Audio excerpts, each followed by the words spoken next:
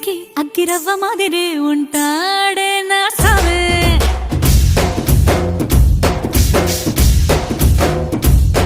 మెత్తాని పత్తి పువ్వుల మరే సంటాడే